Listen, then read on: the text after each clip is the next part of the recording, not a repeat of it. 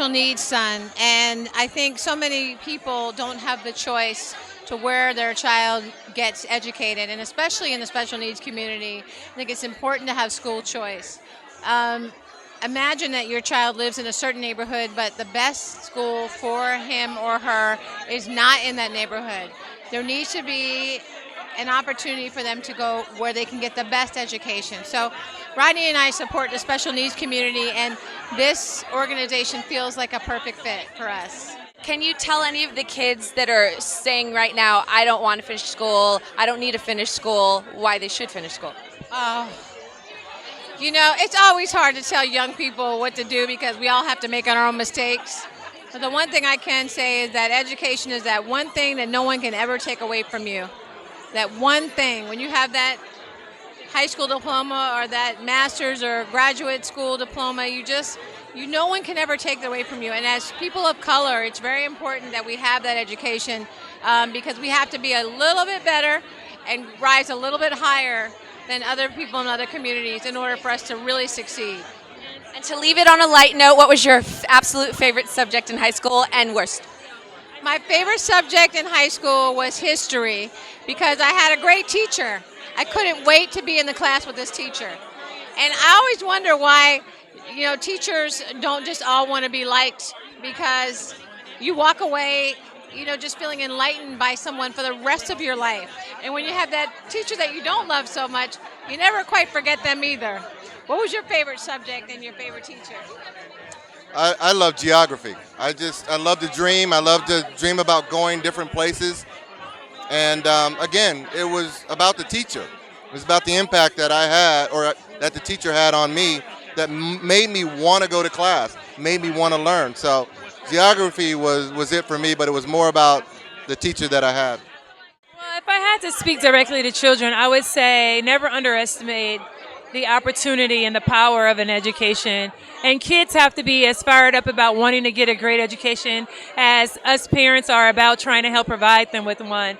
But I think, no matter how much people fuss about education, it's the onus really lands on the parents and the child to go out and to seek the best education possible, but to also try to find out more information. With the world of the internet right now, there's nothing that, no rock should be unturned in terms of finding out information. And I think the smarter you are, the more educated you are, the more likely you are to be successful.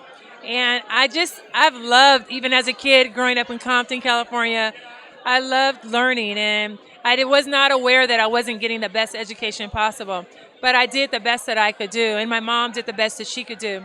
So I used my voice for American Federation for Children to speak on behalf of those children who cannot, to say to parents they deserve the best opportunity and they should not have to stay in an area code in their area if schools are underperforming. That is amazing. And to leave it on a light note, can you tell us your favorite subject in school and why? My favorite subject in school was English, and I just think it was because I really enjoyed writing and expressing myself. I think that, there's really no wrong answers as long as you have your punctuations and your verbs and adverbs sort of in the right areas, It's an area and an opportunity to be creative. But I also love learning about English Lit and about the history of English, which is probably kind of nerdy, but I really enjoyed the subject. So amazing. And is there anything that you want to leave off with the kids? Anything that you want to tell them? Well, keep God first and stay prayerful and seek education, and you will not go wrong.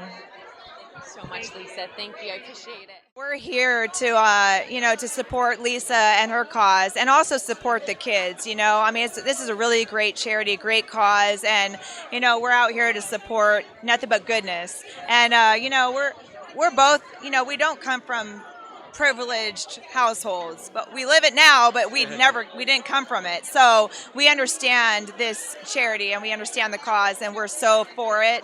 And every kid deserves a chance to learn and have a right to have the same education as everybody else. One thing I've always preached when I get the opportunity to talk to kids is that sports are only going to last so long. One day you're not going to be able to run as fast, jump as high, but your education, what you store up here, is going to last you a lifetime. So I am so honored, and I know my wife is, to be out here supporting Lisa and the American Federation for Children, because every kid deserves an education, and some kids that may not have the funds or the opportunity to advance their learning, they get held back. And I think that we should push more in society about giving children who want to do more, who are capable of so much more, the opportunity to fully get out there and show what they have. Well, of course, my favorite subject was PE. Yeah. I mean, if you know me, you know why I'm saying that. My favorite subject was math. Any kind of organization that's going to help young people is essential these days because of the headlines and what's happening. There's the negative and positive things happening, and the children are really, they don't know how to express it, but they need all the lessons they can get in order to survive, and they're desperately needed. So anything like this, especially with Lisa, who is a good buddy, and Michael, that cause is essential to alert these children and help them to learn their lessons so they can be responsible. We have to pass the baton on to them. And there's a lot of young kids out there that look up to you. Is there anything that you could tell them that'll inspire them for maybe their education or their future goals? Well, the first thing is my favorite expression: there's no such thing as impossible. They don't know that, and then don't feel bad if they've done anything wrong because they weren't taught.